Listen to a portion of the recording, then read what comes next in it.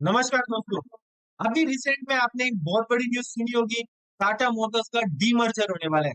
और जब से ये न्यूज मार्केट में आई है, आप देख सकते हो टाटा मोटर्स के शेयर में हमें तेजी से गिरावट देखने को मिली।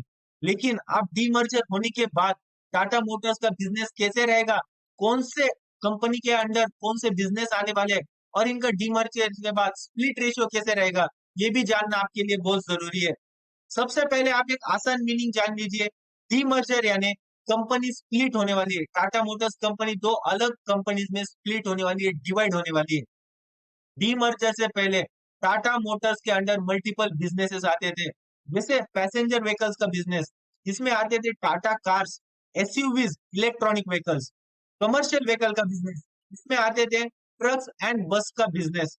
और जो यूके बेस्ड लग्जरी कार की सब्सिडरी थी, जैगवार लैंड रोवर, ये भी टाटा मोटर्स के अंडर ही आता था।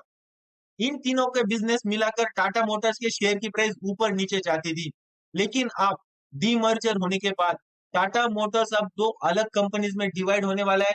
इसमें पहली है टाटा मोटर्स कमर्शियल व्हीकल। इसमें अब आएगा सिर्फ ट्रक एंड बसेस का बिजनेस। एंड सेकेंड है टाटा मोटर्स पैसेंजर व्हीकल। अब इसमें आएगा टाटा के cars, SUVs, electronic vehicles and Jaguar and land rover. ये सब आएगा टाटा मोटर्स पैसेंजर व्हीकल के अंडर। अब हम देखेंगे दोनों कंपनीज में अलग मैनेजमेंट रहेगा, अलग स्ट्रेटेजिक फोकस रहेगा। एंड जो फाइनेंशियल ग्रोथ रहेगी, फाइनेंशियल रिजल्ट रहेगा, दोनों कंपनीज का अब अलग रहेगा। अब पहले की तरह सिर्फ टाटा मोटर के अंडर नहीं आएगा। टाटा मोटर्स कमर्शियल व्हीकल अलग कंपनी और टाटा मोटर्स पैसेंजर व्हीकल अलग कंपनी रहेगी।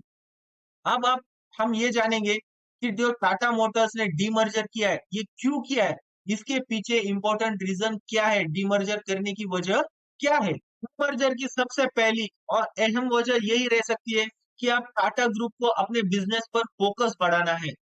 अब जब ये अलग अलग कंपनीज हो जाएंगे, तो ये जो मैनेजमेंट रहेगा कमर्शियल व्हीकल का और जो पैसेंजर व्हीकल का, मैनेजमेंट क्विक डिसीजन ले पाएगा और इंडिपेंडेंट डिसीजन ले पाएगा।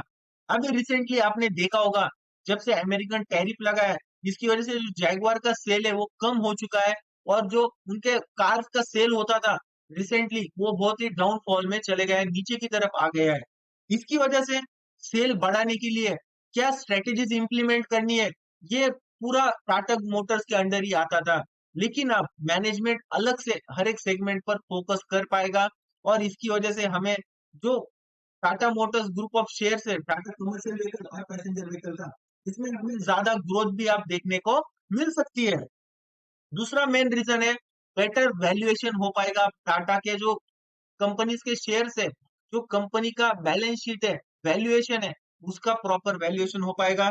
यानी इन्वेस्टर्स अगर उन्हें इन्वेस्ट करना है, तो अब वो इजीली टैकल कर पाएंगे कि कौन से कंपनी का कैसा सेल चल रहा है, कौन सा सेगमेंट कैसे परफॉर्म कर रहा है। जैसे कि आप इलेक्ट्रिक व्हीकल्स, इनका सेल कैसे चल रहा है, लग्जरी व्हीकल का सेल कैसे चल रहा है, और जो कमर्शियल्स है, ट्रक एंड बसेस सेगमेंट का सेल कैसे चल रहा है। अगर उनको इन्वेस्टर को इनके सेल्स में ग्रोथ नजर आती है, तो वो पॉजिटिवली इन पर्टिकुलर कंपनीज के शेयर और भी बाय कर पाएंगे। एंड थर्ड इंपॉर्टेंट रीजन ये रह सकता है operational efficiency.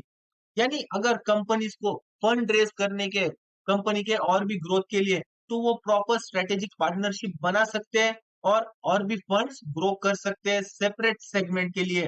Truck and buses segment यानी कमर्शियल व्हीकल कंपनी के लिए अलग फंड रेजिंग रहेगी। और जो पैसेंजर व्हीकल्स है, ईवीज, एसयूवीज, जो लैंड रोवर, जैगवार, इनके लिए अलग से फंडिंग रहेगी। अब दोस्तों आपको ये जानना भी बहुत जरूरी है कि आप जो शेयर होल्डर्स है, जो करंट शेयर होल्डर है टाटा मोटर्स के, उनके शेयर कैसे प्लीज स्प्लिट हो गए। तो मोस्ट प्रोबेबली 1:1 स्प्लिट रेशियो रह सकता है। यानी अभी जिनके पास भी टाटा मोटर्स के शेयर्स है, तो उन्हें दोनों कंपनीज में शेयर होल्डिंग मिल सकती है। Tata Motors commercial vehicles and Tata Motors passenger vehicles के अंडर भी इन्हें शेयर होल्डिंग मिल सकती है। अब आपको ये जानना भी बहुत जरूरी है कि इनके आप शेयर प्राइस पर कैसे इंपैक्ट रहेगा।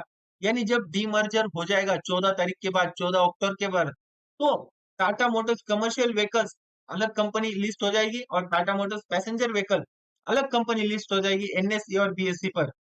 तो इसकी वजह से हमें स्टार्टिंग के फेज में हाई वॉलेटिलिटी देखने को मिल सकती है। यानी शेयर की प्राइस रैपिडली ऊपर भी जा सकती है या नीचे भी जा सकती है।